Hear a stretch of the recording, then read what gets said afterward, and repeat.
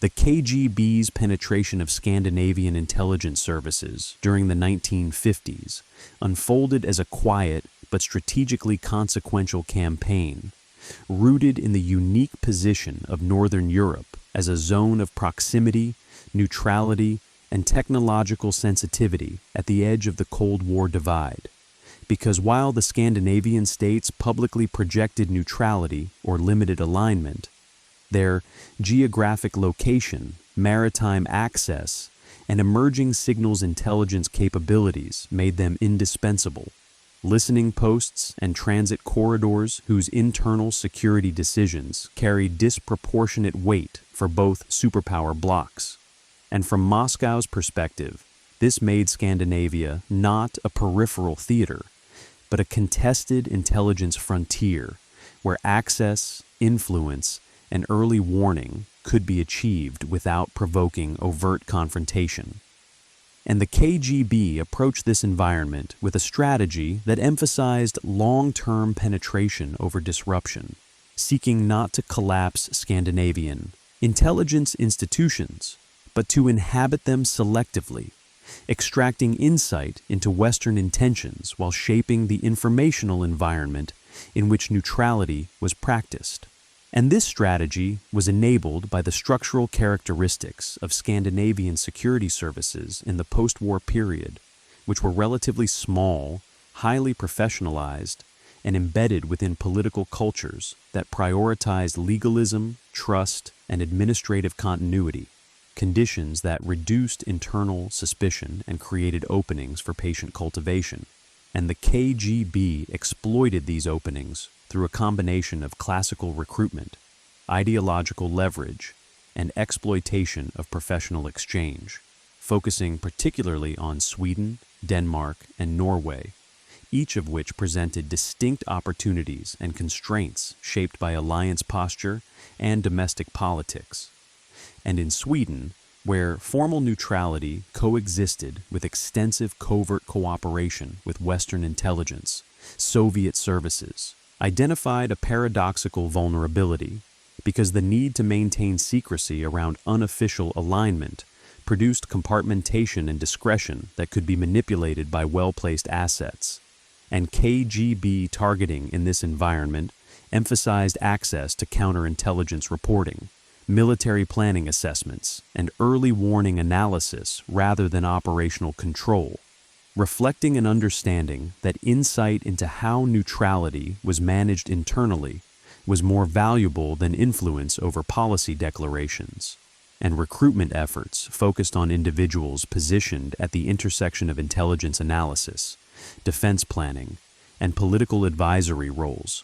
whose access allowed Soviet handlers to reconstruct Swedish threat perceptions and to infer the depth of Western integration without triggering alarms that a more aggressive posture would have provoked.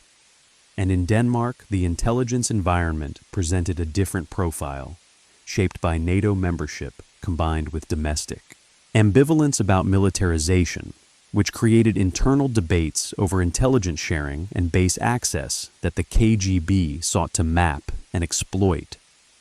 And penetration efforts here prioritized insight into alliance coordination, maritime surveillance of the Baltic approaches, and the disposition of Danish intelligence toward escalation scenarios, with Soviet handlers emphasizing the cultivation of sources capable of revealing how Danish services balanced alliance obligations against domestic constraints, information that was critical for Soviet naval and air planning in the narrow seas. And in Norway, the proximity to the Soviet Northern Fleet and border regions elevated intelligence competition to a level of acute sensitivity as Norwegian services developed advanced monitoring capabilities whose outputs were routinely shared with Western partners, making them high-value targets for Soviet penetration.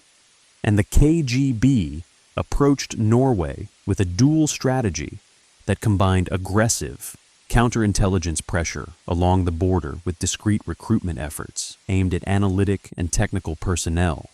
recognizing that access to collection methods, signal processing, and dissemination pathways could yield strategic advantage even without compromising operational security directly,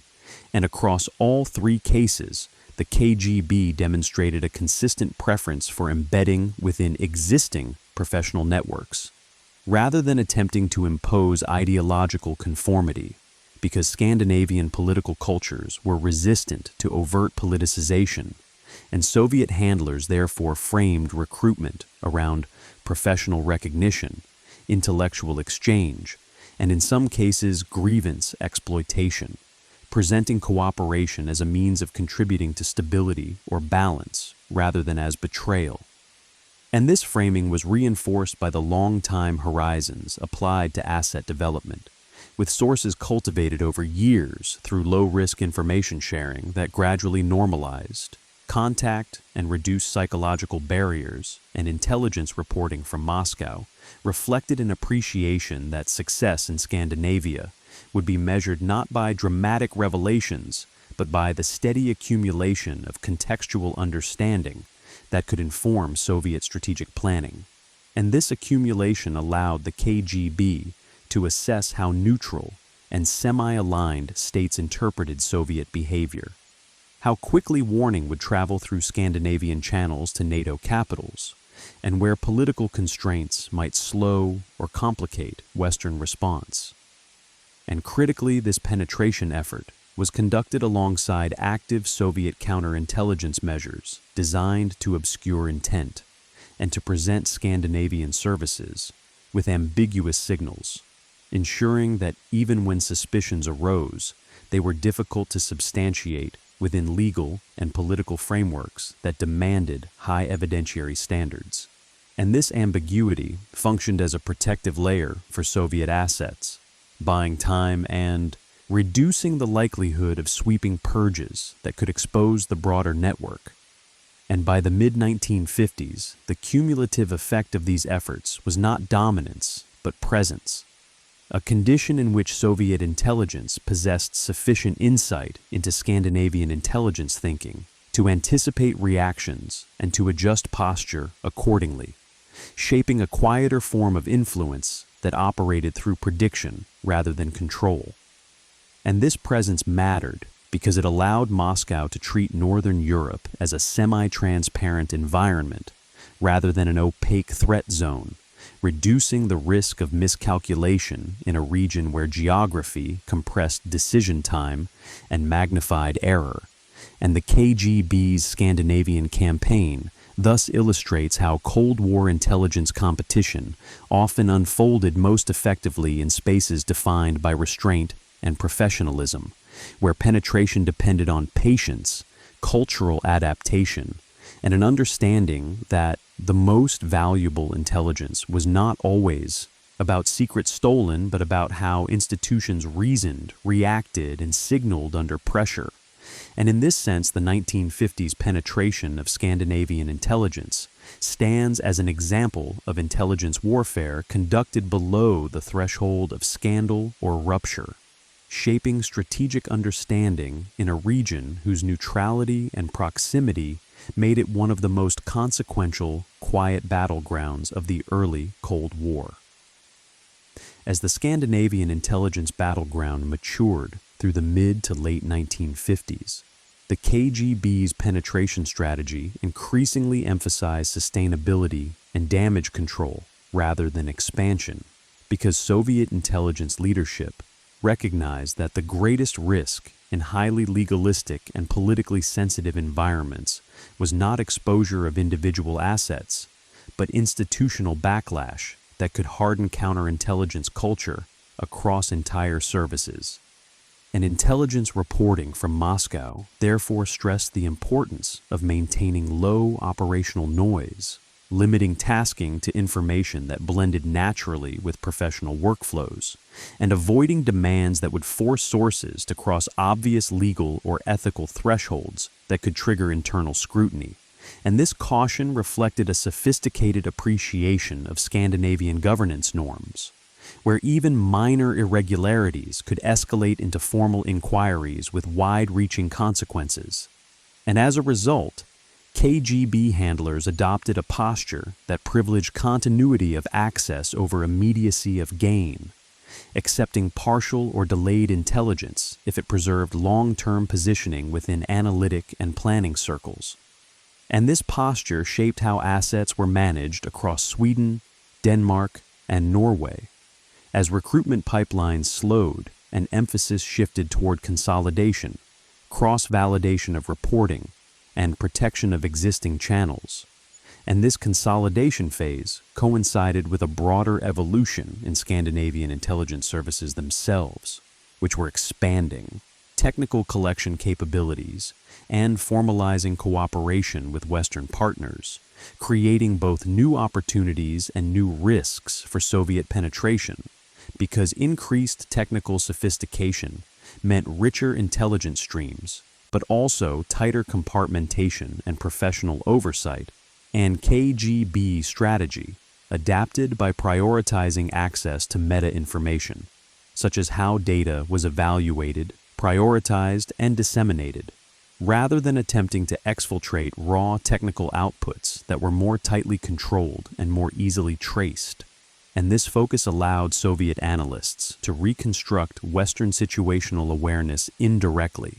gaining insight into warning thresholds, analytic confidence, and internal debate without exposing assets to the risks associated with handling classified technical material. And in Sweden, this approach proved particularly valuable, as neutral posture masked deep but discreet intelligence collaboration with Western services,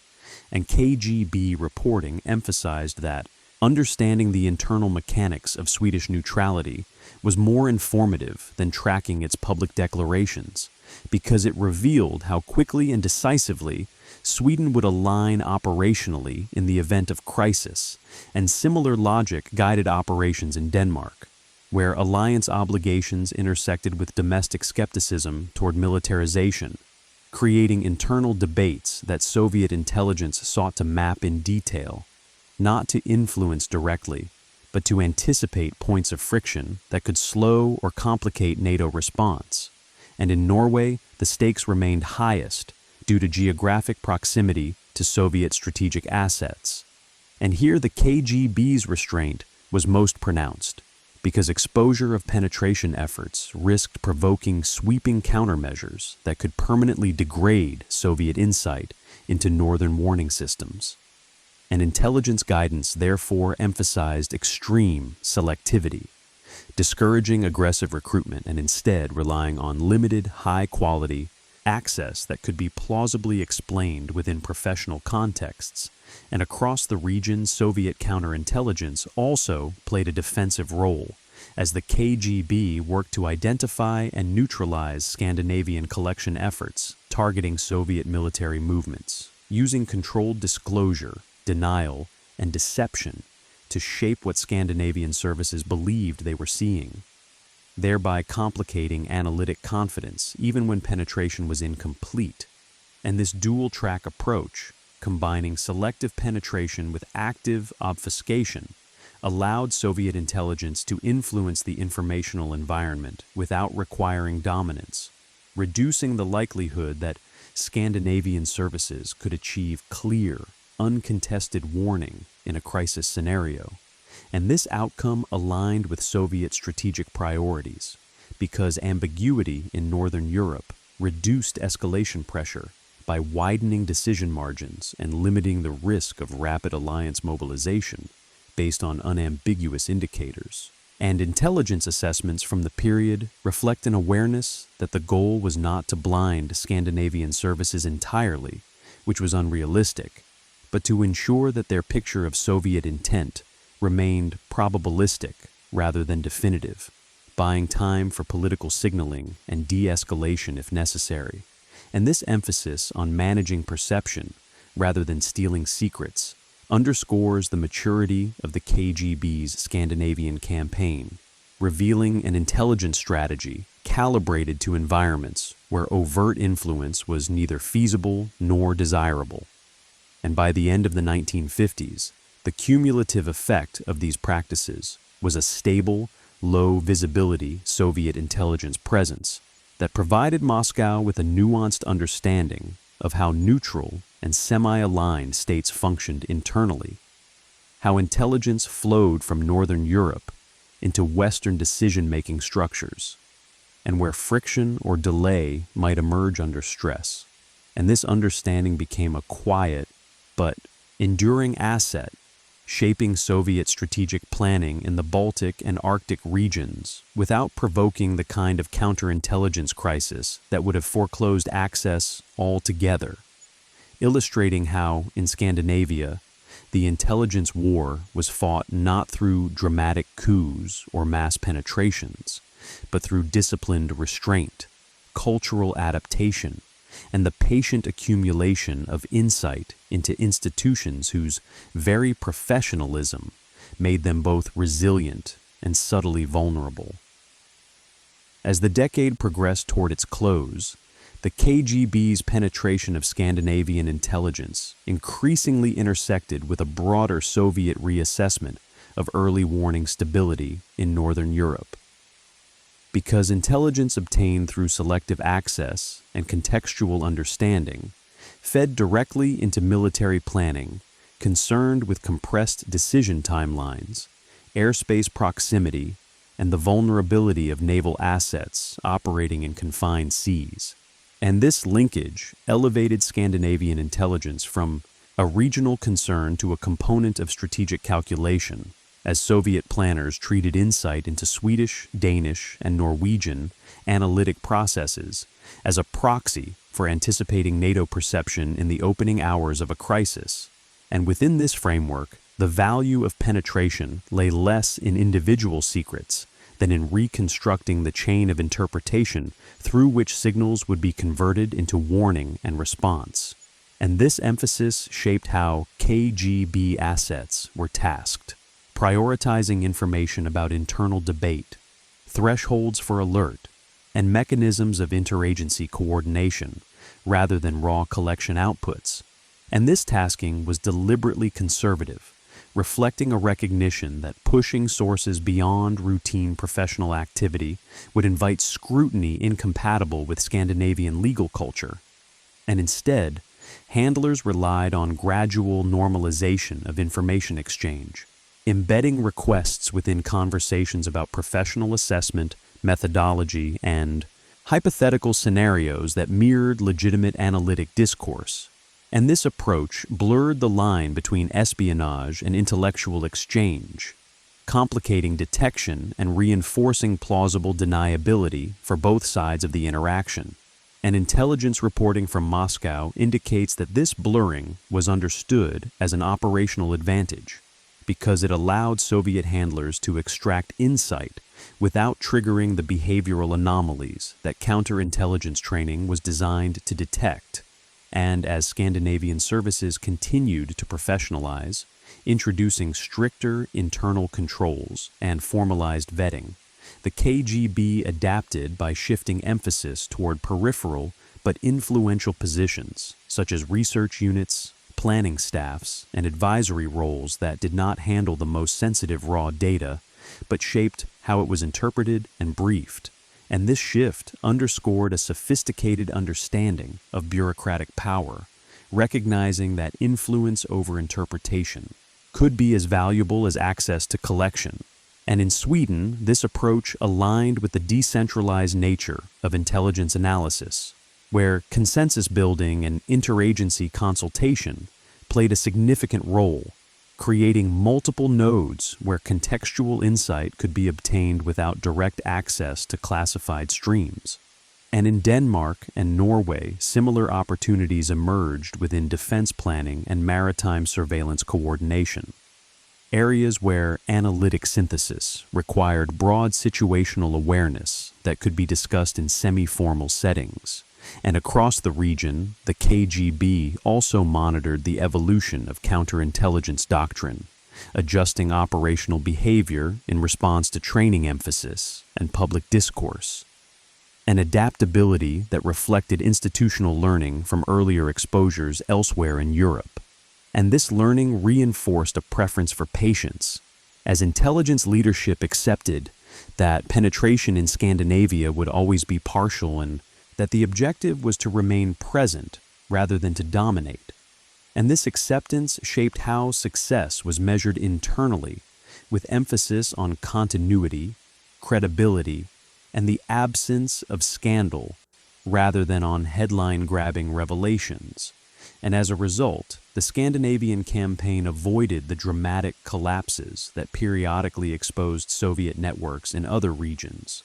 preserving access across the decade despite rising suspicion and improving defenses. And this preservation had strategic implications because it allowed Soviet planners to maintain a relatively stable understanding of Northern European intelligence posture during a period of rapid technological change, including advances in radar, signals interception, and maritime surveillance that could otherwise have introduced destabilizing uncertainty. And by maintaining insight into how these capabilities were perceived and integrated, the KGB contributed indirectly to escalation control by reducing the risk that Soviet movements would be misinterpreted as preparations for attack. And this contribution illustrates how intelligence penetration, when coupled with restraint, could function as a stabilizing force rather than as a trigger for confrontation. And in this sense, the KGB's Scandinavian operations demonstrate a form of intelligence warfare oriented toward managing perception and timing rather than achieving decisive advantage, a form that was particularly suited to regions where neutrality, legality, and professionalism constrained overt influence but did not eliminate vulnerability. And as the 1950s drew to a close, the cumulative effect of this approach was a durable, low-visibility intelligence presence that informed Soviet strategic thinking without provoking the institutional backlash that would have closed access, revealing how in Scandinavia the intelligence war was sustained through discipline, cultural adaptation, and an appreciation of limits that transformed partial penetration into enduring strategic insight. As the KGB's Scandinavian operations entered the final phase of the 1950s, the campaign increasingly reflected a mature understanding that intelligence advantage in neutral and semi-aligned states depended on predictability rather than penetration depth, because in environments defined by legal oversight, political transparency, and professional norms, excessive ambition risked exposure that would permanently degrade access, and Soviet intelligence leadership therefore emphasized operational quiet as a strategic objective in itself, instructing handlers to preserve credibility and continuity even at the expense of potentially valuable short-term intelligence gains. And this emphasis shaped how assets were retained and evaluated, as long-serving sources who provided steady contextual insight were prioritized over those capable of dramatic disclosure but vulnerable to detection. And this retention strategy reflected a recognition that Scandinavian intelligence services were themselves evolving in response to Cold War pressures, tightening internal controls, expanding counterintelligence training, and increasing cooperation with Western partners, developments that raised the cost of any misstep and reinforced the logic of restraint. And intelligence reporting from the period underscores that Soviet success was measured not by the absence of suspicion, but by the absence of proof, a distinction that mattered deeply in political systems where legal thresholds for action were high and where intelligence agencies operated under parliamentary scrutiny. And this legalistic environment allowed Soviet assets to survive so long as they remained within the bounds of plausible professional behavior, providing information that could be explained as analytical discussion rather than illicit transfer. And the KGB deliberately cultivated this ambiguity by framing exchanges around methodology, assessment, and historical precedent, embedding intelligence collection within conversations that mirrored legitimate professional discourse. And this technique reduced the likelihood that counterintelligence investigations would coalesce around a single actionable offense, even when suspicion existed, and in parallel, Soviet counterintelligence worked to reinforce this ambiguity by managing what Scandinavian services observed of Soviet behavior, using controlled disclosures and denial to ensure that indicators remained equivocal, complicating analytic certainty and reinforcing caution in Western interpretation. And this dual strategy, selective penetration combined with managed opacity, allowed Moscow to sustain a degree of informational advantage without provoking escalation. And the strategic value of this posture was most evident in how Soviet planners integrated Scandinavian insight into broader assessments of Northern European stability, treating intelligence from the region as a barometer of Western perception rather than as a source of tactical secrets. And this integration allowed Soviet leadership to calibrate military exercises, naval deployments, and air patrols in ways that tested response thresholds without crossing them, contributing to a pattern of signaling that balanced deterrence with restraint and intelligence feedback from Scandinavian sources informed these calibrations by revealing how actions were interpreted internally, allowing Moscow to adjust posture dynamically. And this feedback loop illustrates how intelligence penetration, even when partial, could exert disproportionate influence by shaping understanding of the adversary's interpretive process. And as the decade closed, the KGB's Scandinavian campaign stood as an example of intelligence warfare adapted to environments where overt control was impossible, demonstrating that patience, cultural literacy, and respect for institutional limits could yield enduring strategic benefit. And this example informed subsequent Soviet operations in other neutral contexts by reinforcing the principle that influence over perception could be as valuable as access to secrets, and that in certain theaters, the most effective intelligence posture was one that minimized visibility, accepted constraints, and focused on sustaining presence over time. And in this sense, the penetration of Scandinavian intelligence during the 1950s reveals how Cold War espionage was often less about dramatic coups than about the quiet accumulation of insight into how states reasoned, decided, and signaled under pressure. Insight that shaped strategic calculation without ever becoming visible to the public or provoking the kind of crisis that would have foreclosed access entirely. As the decade concluded and Scandinavian intelligence services settled into more formalized postures shaped by alliance coordination, parliamentary oversight, and professionalization, the long-term consequences of KGB penetration during the 1950s became visible less through exposure than through the absence of decisive counterintelligence rupture,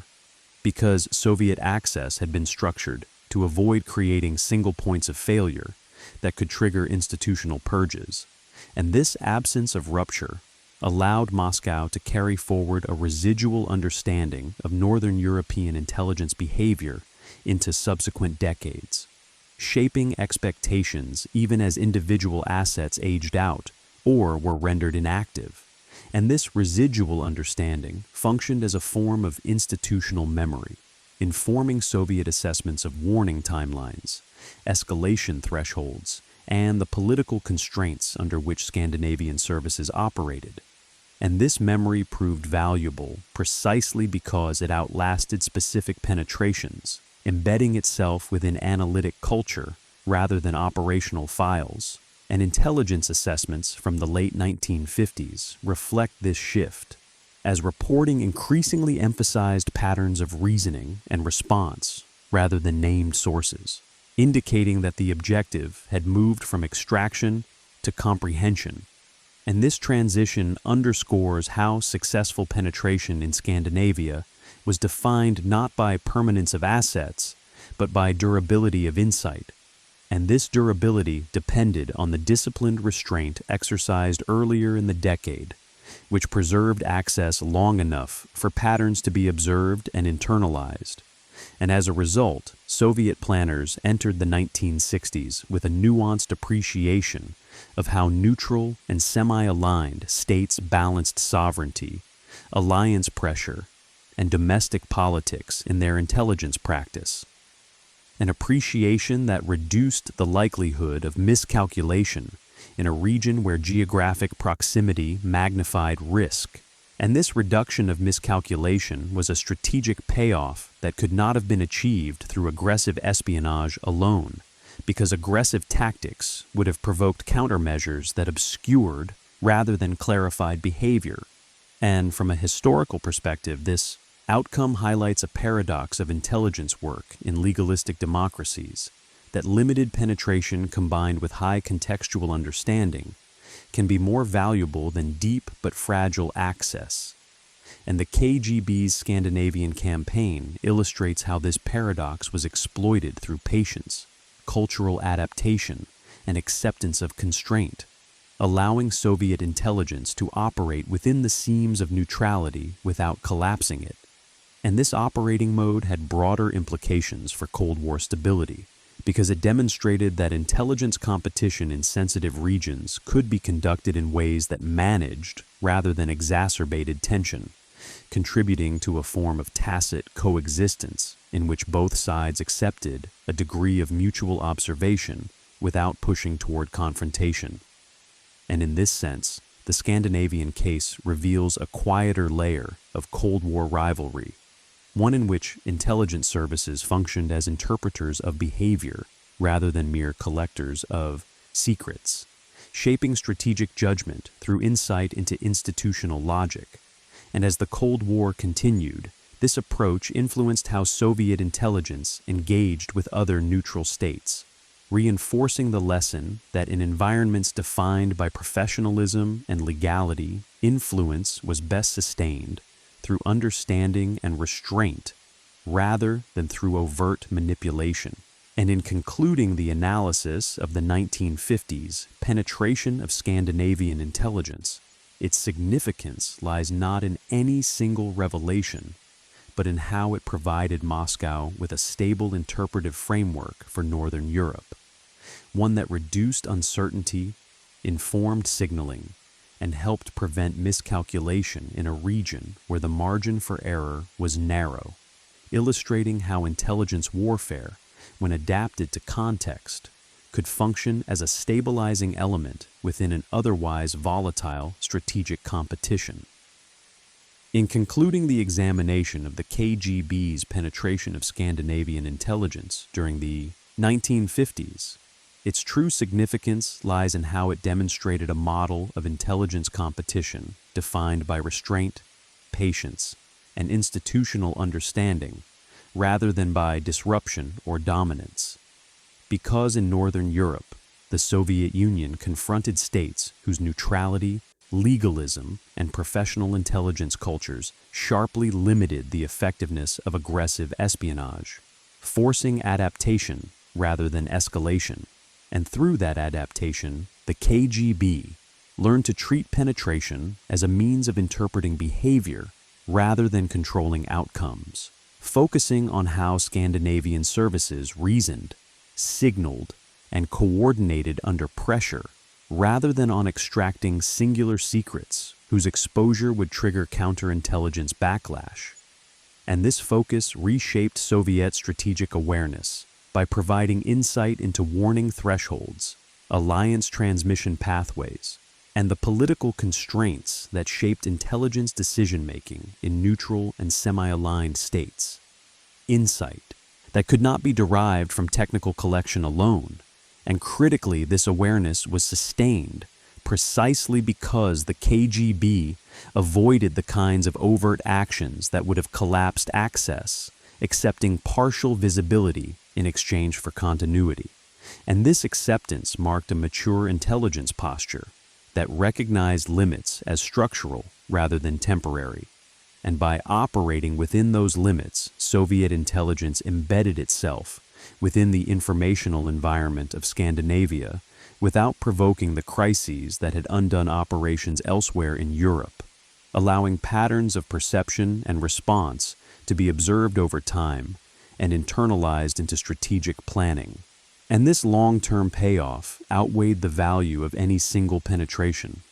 because it reduced uncertainty in a region where geography compressed decision time and magnified the consequences of misinterpretation.